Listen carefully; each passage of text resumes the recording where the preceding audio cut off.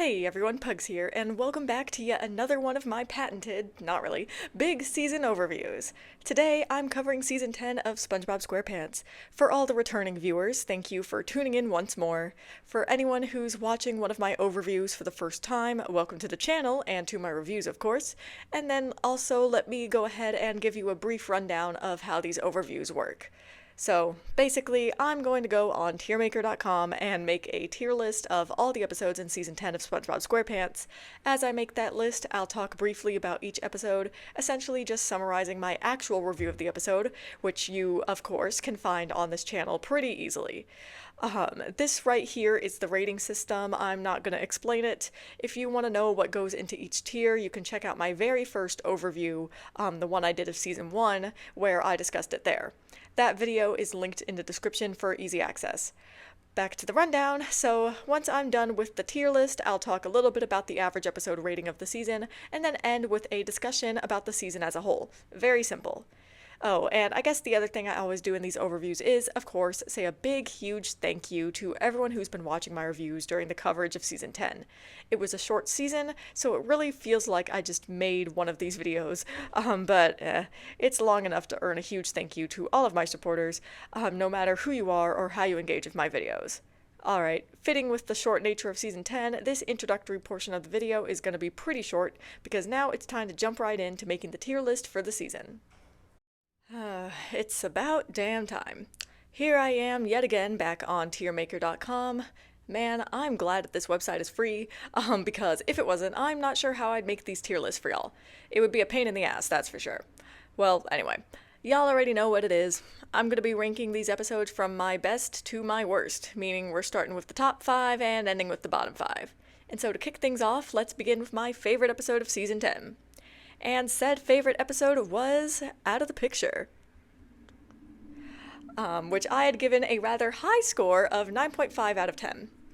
Out of the Picture is just a hilarious episode. Like, it really is. In my review of it, I essentially called it a better version of One Course Meal, because in many ways, that's exactly what it is. But don't let that moniker fool you now. Out of the Picture is certainly its own episode, and what an excellent episode it is. This episode has wholesomeness, it has chaos, it has biting comedy. It's just so good. I love everyone in this episode, and the dynamic between Mr. Krabs and Squidward is just fantastic here. And I also love the major supporting role SpongeBob plays in this one. It's all just such a good time, and while I can see why some people don't like this episode, I certainly disagree. It's a gem. And it definitely has earned its spot as my favorite of the season. It's truly got so much of what I love to see in this show within it.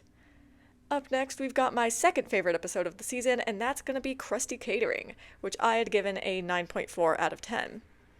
Similar to my favorite episode of the season, this is another episode that is both funny as fuck and deeply out of pocket at times.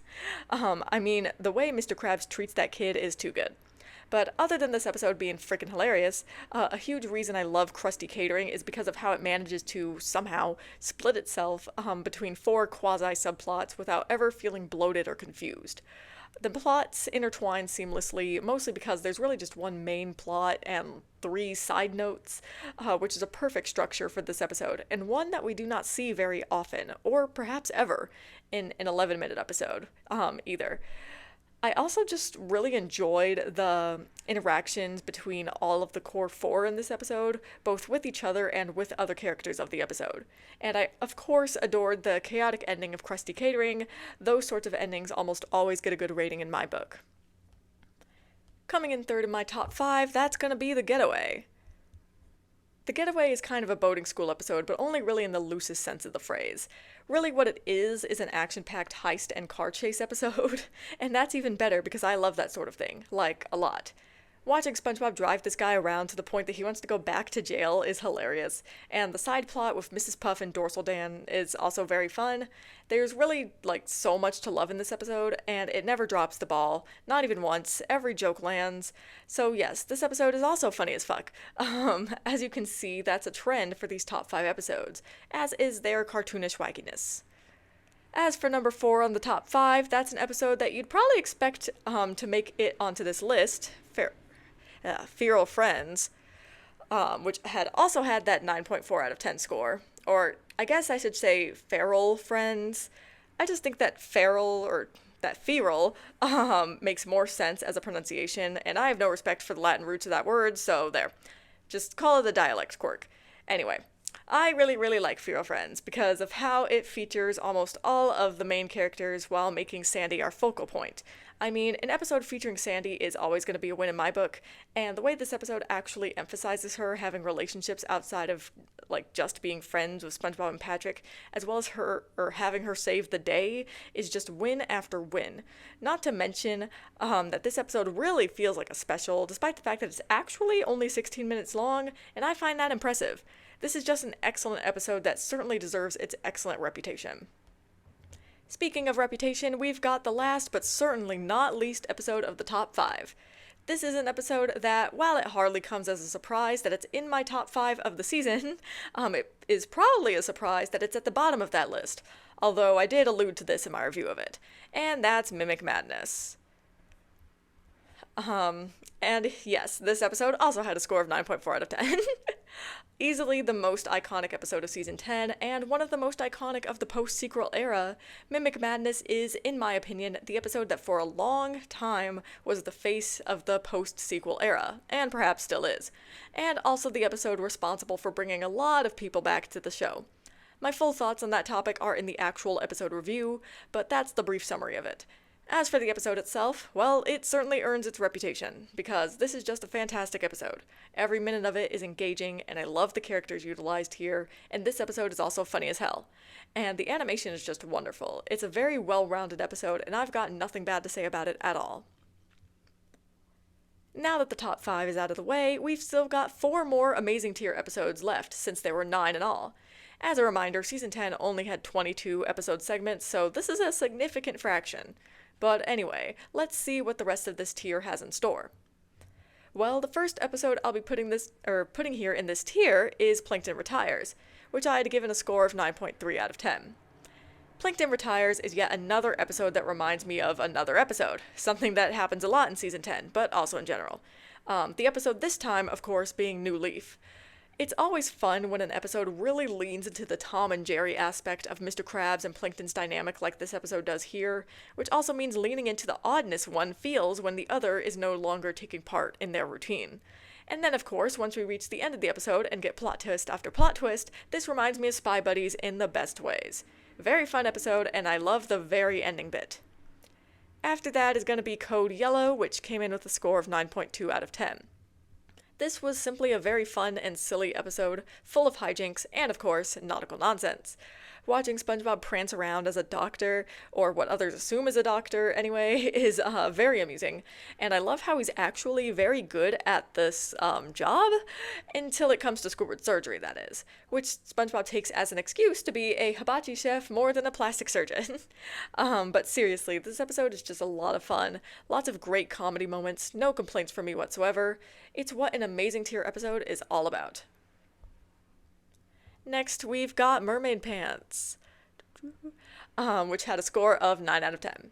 The first of many tributes to Mermaid Man and Barnacle Boy, Mermaid Pants was a fun time. It wasn't the funniest episode, but there were plenty of good jokes throughout this one, and there was something so wholesome, not just about SpongeBob and Patrick's playing, but the way Mr. Krabs and Squidward joined in too. Squidward especially was a standout in this episode. He was definitely hilarious as Dr. Negative, and, you know, I just realized as I'm sitting here thinking about this episode again that the whole thing is an homage specifically to the very first Mermaid Man and Barnacle Boy episode, where in its very first scene, SpongeBob and Patrick played as the two heroes and messed with Squidward. How full circle. And then for the last episode to be placed in the Amazing Tier, that's gonna be SpongeBob's Place. Which also had a 9 out of 10 score. The spiritual successor to the original Fry Cook and the spiritual inverse of the Krusty Sponge, SpongeBob's Place was also very much its own episode, being about SpongeBob being beloved by Bikini Bottomites to the point where they consider him the face of the Krusty Krab. This episode really brings to mind a whole bunch of other episodes of this show, something you could hear more about in my review of the episode, and it's also an episode that just makes me feel warm inside, especially with that adorable ending between SpongeBob and Mr. Krabs. There's no particular reason why I had this episode rated relatively low in this tier. It just is because that's where I felt like it should be. Moving right along to the tier in orange here, I'm going to be talking about the episodes that made it to the great tier. 4 episodes made it to this tier this season, so this should go by relatively swiftly. Also, there are still somehow ties, even with 4 episodes here. So, the first episode in the great tier was Unreal Estate. There we go. Which came in with a score of 8.9 out of 10, right on the cusp. Unreal Estate is one of the more well-known episodes of Season 10, particularly because of the one gag it contains with the various covers of the SpongeBob SquarePants theme song. This is a very good gag, by the way, which is only really the highlight of the episode because the episode itself does not have very many standout gags, which is why it's in this tier. That, and I think the episode missed an opportunity to make Squidward in the rocket ship house far more enjoyable, but that's just my thoughts on that. Up next, 2 episodes came in with a score of 8.8 out of 10, so still very high in this tier, and the first of these is Plankton Gets the Boot. This is an episode that, let's just say I am very glad, was made in this era of the show. Although I guess that's not a fair comment for me to say, given that the episode it most reminds me of, Single Cell Anniversary, was in Season 6, and also consisted of Plankton very much loving his wife. Yeah, that's what I was referring to with my earlier comment, because y'all already know that this show used to love that contemptuous marriage bullshit, but not this time. And I also very much enjoyed Plankton and SpongeBob having a mostly legitimate friendship in this episode, very fun to watch. The reason why I put this episode here in great and not amazing is because it took a little bit of time to really get moving, but once it does pick up, it's a very fun watch. And then for the other episode that came in with a score of 8.8 out of 10, that was Life Insurance. Life Insurance feels like an episode that could have released at any point in the show's history, which is not something you can say about very many post-sequel episodes given how differently they approach their plots. But anyway, all of this is to say that this episode is full of Conch Street chaos, as it were, and it is an amusing watch. It's always fun to watch Squidward find himself acting like SpongeBob and Patrick, but in his own way, and so this episode delivers this nicely, but perhaps not with the gusto I was hoping for, hence it being in this tier and not the one above. As for the final episode of the great tier, that was Burst Your Bubble, which came in with a score of 8.6 out of 10. Burst Your Bubble is the only true boating school episode of Season 10, and honestly, I'm just glad that we got one at all, and a pretty great one at that. What I like most about this episode is that it makes use of SpongeBob's bubble-blowing acumen, as well as takes another shot at the reverse dynamic between Mrs. Puff and SpongeBob that Summer Job failed to deliver, and this time actually does it well. And so, all of this is excellent for this episode, but the thing that drags this episode down is that the middle of it isn't super great, and it, of course, is full of our favorite thing, entitled Bikini Bottomites. This is far from their worst appearance, of course, but I would have appreciated if they were at least funnier to kind of cushion their irritating nature a bit. Before I move on to the next tier, I wanted to say a fun fact, that, like, the order of best to worst great tier episodes is also their production order. I think that's the first time this has happened in any of my season overviews, and that's of course largely because this, of how few episodes were in this season. Still, kind of funny. Alright, next is the good tier, the tier in yellow here. 5 episodes made it to this tier, and actually, for the first time since season 3, one of them is going to be a part of the bottom 5. Ain't that something? Oh, and also there are 3 ties. Starting things off here is going to be Whirly Brains, which came in with a score of 7.5 out of 10. The very first episode of Season 10, I thought that Whirly Brains was fine. This is a very silly episode, with the entire concept being wacky and relying on heavy artistic license, though I still found myself pleasantly surprised with the somewhat anatomical correctness of the brain drawings here. Nah, but seriously, I think this episode exhibits how the show started growing so much more wacky by this point, and which is also why this episode has a very divided reputation. But this episode wasn't perfect by any means, as evidenced by it being in this tier, and for me that was because while I enjoyed the ideas of the episode, the jokes weren't landing super well for the most part, which meant some points needed to be taken off. After that, 3 episodes were given a score of 7.2 out of 10 because I rebuke originality, I guess. The first of these is gonna be Patrick's Coupon, or Coupon. Patrick's Coupon is one of those episodes that I really thought I was gonna put in a different tier, This episode had so much going for it, with Patrick's quest to get an ice cream for SpongeBob being wholesome and entertaining, and I was really having a lot of fun until we get to the part of the episode with the Ice Cream King. This part of the episode is just so out of step with the rest of it, being so boring and unentertaining that it makes me feel off kilter for the rest of its runtime, which is so disappointing. Up next, with that 7.2 out of 10 score, is gonna be Lost and Found. This was an episode that showed a lot of promise initially, with its liminal vibes and exploratory potential.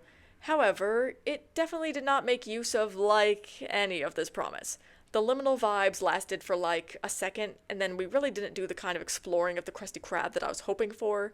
That doesn't mean that what we got was bad, per se, but this episode definitely feels like it has a lot of missed opportunities, and it feels all the worse for it. And then lastly, for these 7.2 out of 10s, and also for episodes before the bottom 5, we've got Don't Wake Patrick. This episode oozes with simplicity, being a short episode about SpongeBob trying to stop Patrick from getting himself hurt while with his sleepwalking. And while the simplicity works for this episode, the humor of it all just doesn't work for me. And I don't think that's it's because this episode did anything particularly poorly. I just think that it doesn't match with my preferences for comedy, and that's okay. But it does mean that I leave this episode not quite satisfied, hence it being in this tier. And so now we move to my bottom 5 of the season. It's a bit weird to have a good tier episode in here, but not unheard of, as this happened both in season 1 and season 3, so it's just been a long time. And of course, that good tier episode is gonna be number 5 of the bottom 5, and that episode was Snooze You Lose. There we go. Which I'd given a score of 7 out of 10. With a plot beat as hilariously disturbing as SpongeBob and Patrick crawling inside of Squidward's body to pilot it, it's somewhat disappointing that this episode just barely makes it to this tier. The reason why I didn't put it any higher is because it was just decent. There's really not much for me to say about it. There are good jokes in this one, but for whatever reason I feel very disconnected from the episode when I'm watching it. Very nearly bored, but not quite. It just doesn't feel like it ever takes the extra step that I need it to, whatever step that may be. As for number 4 of the bottom 5, that's going to be the first of 2 OK tier episodes, Sports, which had come in with a score of 6.8 out of 10. Like the other episode in this tier, and coincidentally with the same score, Sports is just a whole lot of missed potential in my opinion. And what's worse is that the episode started off really well with SpongeBob and Patrick playing with this sports equipment, but then that never really gets developed on in a way that I find to be super entertaining. The episode made sure not to make itself boring by switching the plot up when Squidward came in, but that choice, in hindsight, almost feels for the worse, considering the episode got worse from there. I'm glad, though, that this episode utilized Sandy, and the last part of the episode with her trouncing Squidward is fun, but still not as good as I think it could have been. I don't know, this episode just isn't what I feel like it needs to be. I wish I had something better to say than something so vague, but that's really all I've got. Moving down to number 3, we've got Trident Trouble, which, like I just mentioned, is also in the OK tier with the exact same 6.8 out of 10 score. Man, I do a lot of ties. Anyway, this episode is just a whole bunch of missed opportunities for me because when you have fun elements like a Greek chorus and SpongeBob and King Neptune switching tools, you would think the corresponding episode would be interesting, and yet this episode really isn't, and that's a damn shame. I couldn't even tell you what this episode needed to change to be better, I just know it definitely needed to do something, because watching this episode I just kind of feel checked out, which is definitely not a good look. And I'm moving down another tier to our blue here. The bottom 2 episodes of the season were both in this mediocre tier. And so for number 2 of the bottom 5, that's going to be The Incredible Shrinking Sponge, which I'd given a score of 5.9 out of 10. This episode already started with the supreme disadvantage of being a plot type that I don't like. With that shrinking plot stuff, I just never enjoyed that sort of thing. Along with that, we had the very forced character actions, as somehow no one recognizes that SpongeBob is, SpongeBob when he's shrunk down, at least until Karen and Plankton finally recognize him, which happens after 2 annoying moments of characters not having functioning visual processing systems.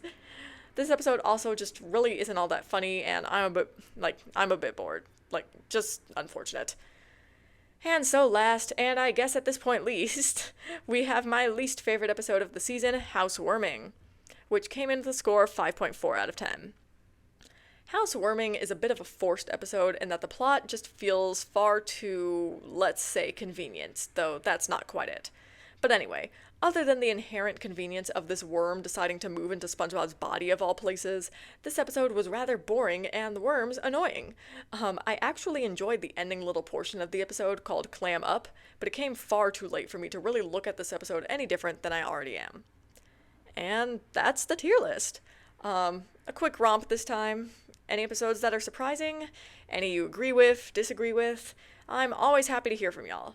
Looking at this, I'm thinking of, how long it's been since we've had a season without episodes any lower than mediocre. The last season to achieve this was also season 3.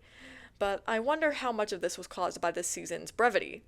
Well, I guess that's a conversation for about, 3 minutes from now.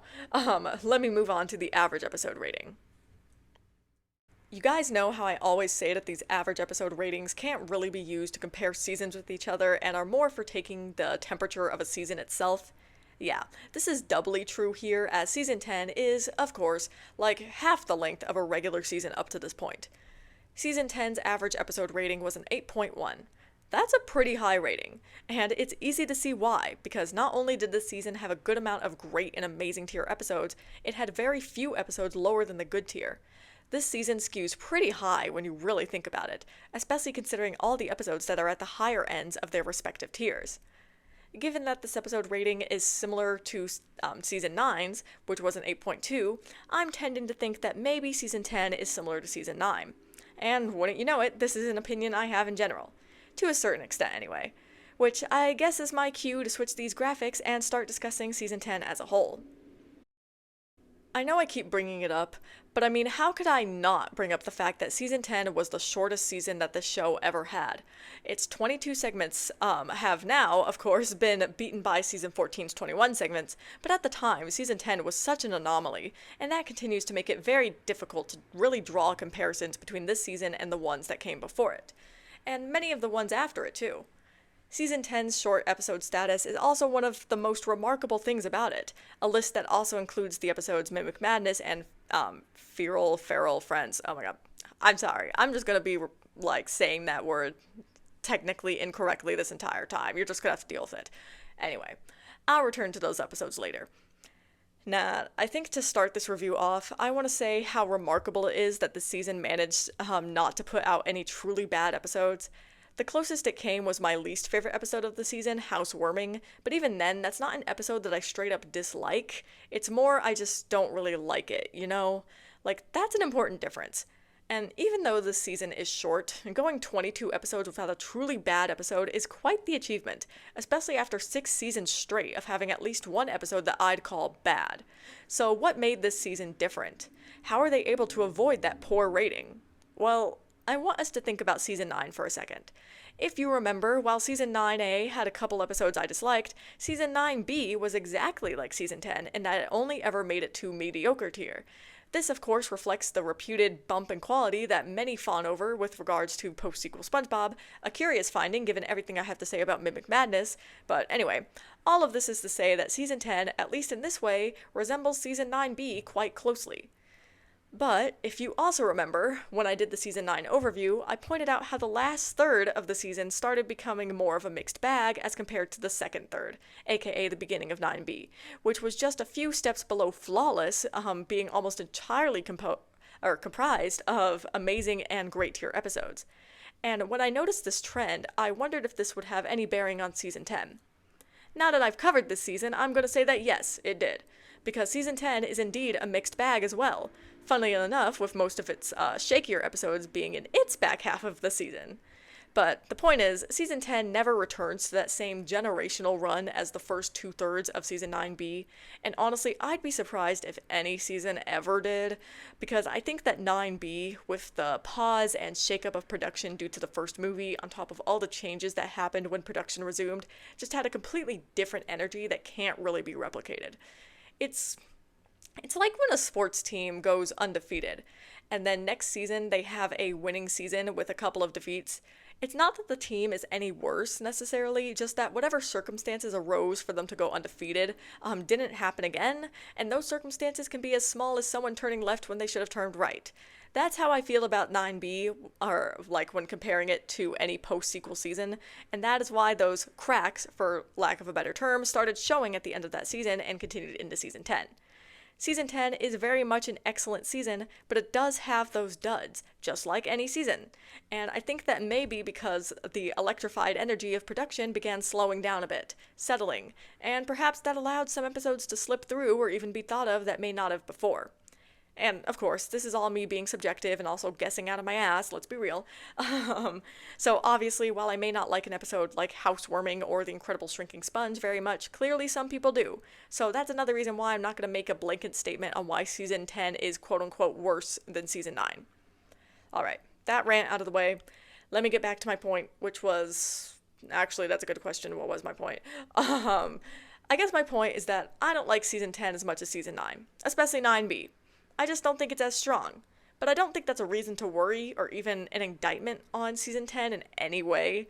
And like I've mentioned repeatedly now, it's very hard to compare Season 10 to these other seasons because with it being so short, any bad, or good episode for that matter, holds a lot more weight than they would in a longer season. But since so much of what I do in these overviews is compare, I want to say that I regard Season 10 very similarly to Season 5. And when I say this, I don't just mean that I find these seasons similar in terms of entertainment value, although it is true that I think that these seasons are certainly comparable in that. No, what I mean is that not only do I think that Season 10 is a transition season like Season 5 was, but it also was a transition season that was overshadowed by the other transition season it came after. Season 5 was overshadowed by and seen as worse than Season 4, and Season 10 was overshadowed by and seen as worse than Season 9. History repeats itself, I suppose. But I call Season 10 a transition season because it moves from the experimental changes and trends of Season 9 towards what will become the show's new staples in Season 11. Firstly, exaggerated faces. I didn't mention this too much in my individual reviews of the episodes. I think I did a little bit at first, but that dropped off rather quickly. But this is something that I noted, that these faces are truly beginning to make their appearance. The other new staples that this season begins to move towards are the increased engagements in self-reference as well as good character writing. So really, this season is an expansion of the exploration already underway in Season 9, which makes a lot of sense because half of a season is not nearly enough time to forge a new creative identity, which is what Season 10's role was in my eyes. This doesn't necessarily mean that all of the changes were good. Sure, many of them were great. I like the show's animation becoming more expressive and fluid. I like the increased self-referencing. I like the good character writing. However, what I didn't like was the transition in the art style. For the first few episodes of the season, I adored the way these episodes looked. Like, I loved how everyone was drawn and how the animation looked in general. However, as we reached the end, the art style shifted to something I didn't quite like so much. I'm not really one of those SpongeBob fans who is well versed in the varying art styles of the show. Like, I know the basics about what terms like marker bob and cheek bob, my below, and now beak bob are, but it's definitely not something I'm an expert in at all. So I can't really tell you what specifically I don't like, but something just puts me off in later episodes of this season, even if I can find individual frames and expressions that I enjoy. So I hope that Season 11 goes in a different art direction. Although I regard Season 10 as a transition season, I want to mention that it has its own special qualities that make it stand out beyond this label. Yeah, these qualities aren't all good necessarily, but they are things that make the season stand out, so I'm including them. First is, of course, that this season is short. I think I've already exhausted that point thoroughly, so let me move on. Second is that Season 10 is not as funny to me as it could have or perhaps should have been, and this is also the main thing that detracts from this season to me. I mean, think of all the episodes that were good in this season, that were so freaking hilarious. The fact that there were just as many that weren't does stand out to me because out of all of my complaints for episodes in this season, that was the most common one. Which to me also shows that subjectivity I mentioned earlier because it's much easier for me to see how one person may find an episode funny that I don't, but if I'm annoyed by an episode, it's far less easy for me to see how someone couldn't also be annoyed right there with me. There were also an alarming amount of episodes that bored me, but before I start catastrophizing about this being the return of season 6, I want to remember that as I specifically mentioned in my reviews of Code Yellow and Unreal Estate, that this season put a lot more emphasis on being all around enjoyable rather than specifically funny. There are a lot more interesting plots here than simple plots filled with jokes. This isn't a better or worse approach necessarily, just a different one. The problem is that, some of the interesting plots fell flat. If that didn't happen, then there wouldn't be nearly as many okay and mediocre tier episodes. And I think that this is something that stands out for Season 10, even though it is something that I somewhat noticed in Season 9.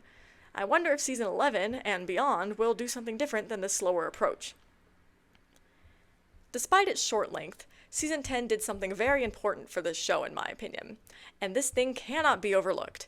See, Season 10 really helped to usher in the post-sequel renaissance, as I detailed quite thoroughly in my review of Mimic Madness. Season 10 is what got modern SpongeBob back on the radar for a lot of fans, and no matter how you might feel about Season 10, there's no denying its impact. I mean, modern SpongeBob has very few household episode names simply because of the way people engage with the show these days, but I'd bet a lot of fans, even the most casual, know of at least Mimic Madness and Feral Friends. Enough said. And so, when I consider what name I'll be giving this season, I'm thinking that Season 10's impact, plus its status as a transition season, has earned it the name the Regeneration Season. Allow me to explain. Season 10 is short, and less ambitious than the seasons it is sandwiched between. Yeah, making a somewhat assumption about Season 11 here, allow me to do so. And so I can consider it a bit of a rest for the creative team in a way. A bit healing, hence regeneration. But I use regeneration also in the Doctor Who context, where after regeneration, the main character walks away with a different face and personality. Well, with this season being a transition season, I'd say the show exits Season 10 a bit different than when it entered. Not only in style, or humor, or plots, or whatever, but also in popularity and regard. As I've said, Season 10 ushered in that post-sequel renaissance. It regenerated the show. It regenerated parts of the fanbase. Quite a lot of work for such a short season. I'm impressed. As always, I gotta end my video of closing thoughts on a season with some closing thoughts. Well, that was a quick one. Season 10, that is. While this video is also most likely gonna clock in as the shortest of all the overviews, I think I definitely ended up doing a lot of talking during the overview, and the tier list too. I feel like my brief blurbs were a bit longer than usual, which is funny because I fully thought they were going to be shorter when I was first preparing them. Honestly, the behind the scenes of making this video specifically has been such a mess. I'm surprised it's managed to come together with any sort of decency, but hey, I'm certainly not complaining. Which, I guess this is a good time to say that, like last time, I'm going to take a short break before jumping back into reviewing Season 11. I also know that, assuming I return in mid-August or so, I'll have to take another short break just because of a trip I'm doing, but after that I think I should be okay for a while? Probably? Again, work is always a mixed bag, so I never know if I'll be really busy and exhausted or free with energy. I just appreciate that no matter the circumstances, y'all continue to tune in. And this project has been running for so long now, and it's nice to see the familiar faces, so to speak. Because yes, I do remember most of my viewers, especially if you comment frequently. Hopefully in the meantime, I'll actually finish posting these damn Season 15 reviews. They've been written out for a while now, I just don't really use my personal computer a ton each week, so it's hard to remember to go and post. I try to space it out so it's not a ton at once. I don't know, I just like doing that. Alright, well, anyway, I think that's really all I've got for these closing thoughts and for Season 10. I guess that means it's time for me to close things out here, and I'll see y'all when I return with the next review, this time to review Season 11.